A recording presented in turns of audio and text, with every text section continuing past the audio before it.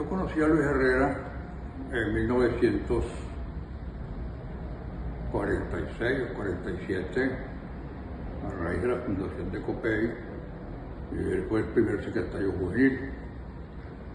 Yo fui activista copellano desde la adolescencia y no me pude inscribir en la juventud copellana hasta que no cumplí 15 años. Eso fue en 1948, poco antes de que los militares derrocaran al presidente Gallego. Yo no me inscribí formalmente en la juventud copellana, sino cuando cumplí 15 años, y para ese momento ya el secretario juvenil era Rodolfo Cárdenas. Bueno, Luis Herrera tuvo que irse al exilio después que cayó el gobierno militar de Pérez Jiménez. Primero en la Junta de Delgado Chalbó, luego la Junta con la presidencia de un civil, y después con la presidencia pues, de Pérez Jiménez, que nunca fue una presidencia emanada de los votos. No lo volví a ver hasta que él regresó a Venezuela después del derrocamiento de la dictadura, ¿verdad? Y me acuerdo que yo había ido a Maiquetía, no sé quién llegó primero, si Caldera o Luis Herrera, pero de los líderes copellanos, yo fui a recibir a ambos. Recuerdo cuando bajamos a recibir a Luis Herrera, y bueno, ahí se reanudó pues nuestra amistad y nuestra colaboración. Ya él no era el secretario juvenil, por supuesto, pero siempre pues formó parte de la fracción parlamentaria y fue un dirigente destacado. A diferencia de otros líderes que venían de España o de los Estados Unidos, Luis Herrera llegó de Alemania, que había pasado una temporada larga allá, y recuerdo pues, que bajo un grupo grande de compañeros a recibir. Allí se reanuda pues nuestro contacto, nuestra amistad, vienen las elecciones. La casa de Rómulo Betancourt, Luis Herrera salió entre la fracción de diputados, tuvo votos y salió al Congreso pues, como diputado. Yo me incorporé a esa fracción parlamentaria un tiempo después, porque yo estuve colaborando con el gobierno, pues, a mitad de periodo fue que me logré incorporar a la fracción parlamentaria, y allí pues volví a encontrarlo y a tratarlo de cerca, porque él era el director de la fracción. Luego, bueno, me dieron unos años de oposición, y luego cuando Luis Herrera fue presidente, pues yo conversé con él y me preguntó, hablando con él, quería que yo colaborar con él, y me preguntó si yo aceptaría un viceministerio. Le dije que sí, claro, para que el ministro fuera una persona pues, que me mereciera confianza y respeto, que con mucho gusto yo. Y así fue que yo llegué entonces al Ministerio del Interior como viceministro.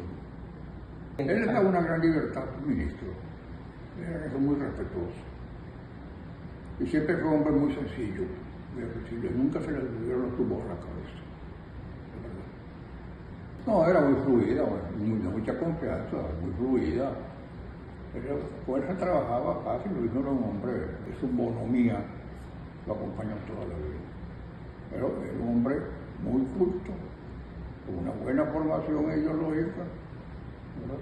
Y yo creo que fue un gran presidente a pesar de la época tan difícil que le tocó.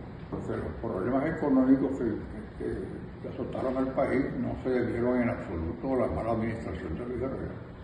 Una serie de circunstancias internas y que venían del exterior lo obligaron pues, a la devaluación del bolívar. Eso le causó pues, muchas críticas de la oposición, pero no había otra posibilidad. Cualquiera que fuera, hubiera tenido que hacer lo mismo. Carlos Andrés Pérez fue cuando yo pues, decidí pasarme la temporada en Londres, en los primeros 3 años de gobierno, y allí tuve la satisfacción y el honor de recibir a Luis Herrera como huésped en nuestra casa, en un viaje que tuvo que hacer a Londres, y compartió con nosotros pues, unos cuantos días que estuvo allí. Cuando yo regresé a Venezuela, pues yo me incorporé nuevamente a la actividad política. Y fue cuando entonces logramos que fuera candidato presidencial y que ganara holgadamente las elecciones que se efectuaron, siendo el candidato de Acción Democrática, si mal no recuerdo, el señor Luis Piñeiro, a quien también conocí, porque en esa época la política era diferente. Uno podía ser opositor, pero ser amigo personal. Era una Venezuela civilizada en todos los aspectos. Acarreó muchas críticas y muchos comentarios satíricos, pero bueno, tuvo su función y salió de ahí pues unos muy buenos planes educativos. El ministro fue el doctor Luis Alberto Machado, que se ocupó de eso, que era un hombre serio y un hombre preparado. Su gabinete fue un buen gabinete. Los ministros fueron buenos ministros. Recuerdo mucho ese gobierno Luis Herrera. Yo estuve cerca, estuve viceministro del Interior y luego estuve en Cancillería, en un cargo muy interesante que se creó en esa época, que era embajador itinerante en el Caribe y Centroamérica. Entonces, mi misión era viajar continuamente a todas estas pequeñas islas del Caribe, que eran nuevos estados incorporados a la OEA, a la ONU, para estrechar las relaciones, porque esos pequeños países dependían más de Inglaterra y veían más hacia Inglaterra que hacia Venezuela, que estaba a su lado.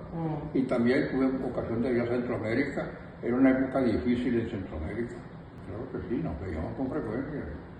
Siempre cordial, siempre de buen humor. Bueno, él soportó una serie de calificativos y cosas que se decían de él, y a otros lo hubieran disgustado, pero él tomaba todo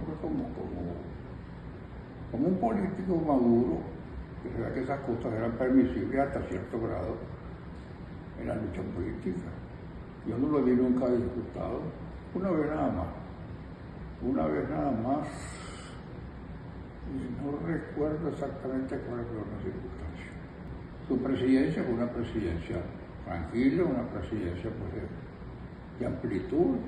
En este marco de la conmemoración de los 10 años de su nacimiento, yo creo que es justo hacer una revaloración de la personalidad y la obra de Luis Herrera, no solamente dentro de COFEI, sino también como un dirigente democrático y como un presidente también democrático que jamás llegó a violar la Constitución, que siempre aceptó pues, bueno, todo lo que podía cargarse el presidente de la República.